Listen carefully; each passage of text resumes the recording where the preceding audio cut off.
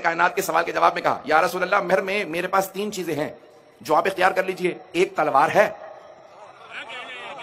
ایک گھوڑا ہے، ایک زرہ ہے۔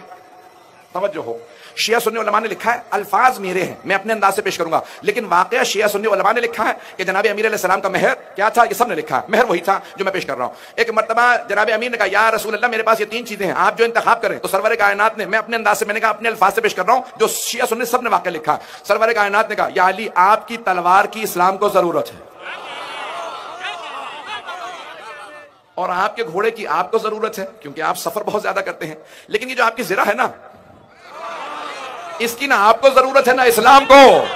بھائی زرہ وہ پہنے جس نے میدان سے بھاگنا ہو۔ مکمل کر دوں، سرور کائنات نے کہا یا علی آپ کی زرہ بیچ دیجئے، جو بھی اس کی قیمت ملے وہ میری بیٹی کا مہر۔ ایک مرتبہ ایک صحابی نے جناب امیر کی زرہ کو ہاتھ میں لیا، کہا کہ کوئی ہے جو علی کی زرہ کو خریدنے والا ہو؟ بہت غربت کا دور تھا، فقر و فاقے کا دور تھا۔ ایک صحابی نے کھڑے ہو کے کہا میں 500 درہم دوں گا۔ درہم یعنی چاندی کے سکے، سونے کا سکہ دینار کہلاتا تھا، چاندی کے 500 سکے بہت یعنی کم مہر۔ تو پیغمبر نے فرمایا سب سے خوش قسمت وہ بیٹیاں ہوتی ہیں جن کا مہر سب سے کم ہوتا۔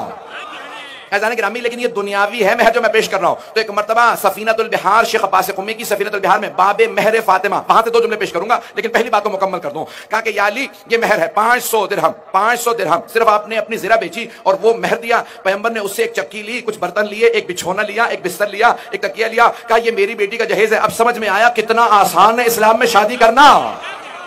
عزیزان گرامی، میں جملہ پیش کر رہا ہوں۔ چھٹے امام سے پوچھا کہ مولا آپ کی دادی زہرا کا مہر کیا، مہر کتنا تھا؟ تو جناب امام صادق نے کہا وہ جو تم نے سنا ہے نا 500 درہم، 500 چاندی کے سکے، کہا وہ دنیاوی یا فرشی مہر تھا، وہ فرشی مہر تھا۔ کہا عرشی مہر میں بتاتا ہوں۔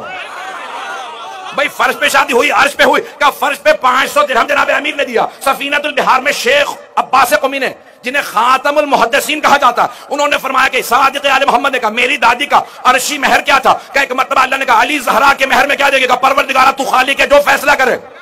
کہ پھر زمین کا تیسرا حصہ زہرا کے مہر میں، توجہ، کہ زمین کا تیسرا حصہ زہرا کے مہر میں، جنت کا چوتھا حصہ زہرا کے مہر میں، جہنم کا 5واں حصہ زہرا کے مہر میں۔ جسے چاہے فاطمہ جنت میں بھیجے، جسے چاہے جہنم میں بھیجے۔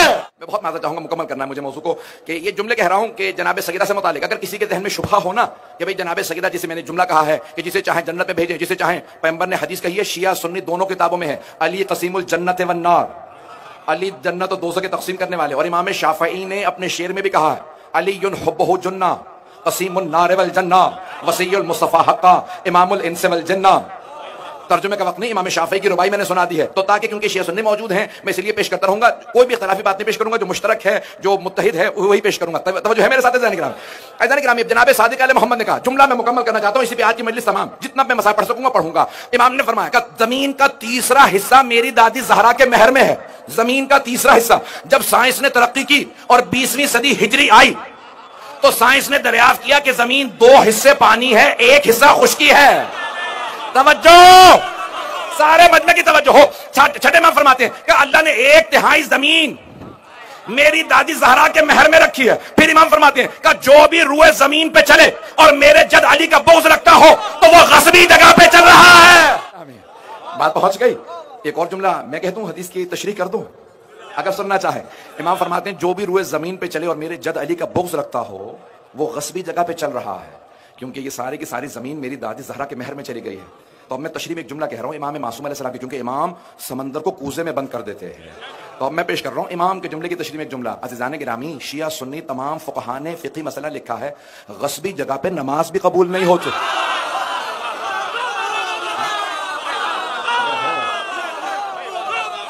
ایسا ہی ہے یا نہیں ہے کہ تمام شیعہ سنی فقہاء نے لکھا ہے کہ غصبی جگہ پہ نماز نہیں ہوتی؟ کسی کے گھر میں زبردستی چلے جائیں کہ میں نماز پڑھنے آیا ہوں، ہے عبادت قبول نہیں ہے بلکہ الٹا گناہ ہے۔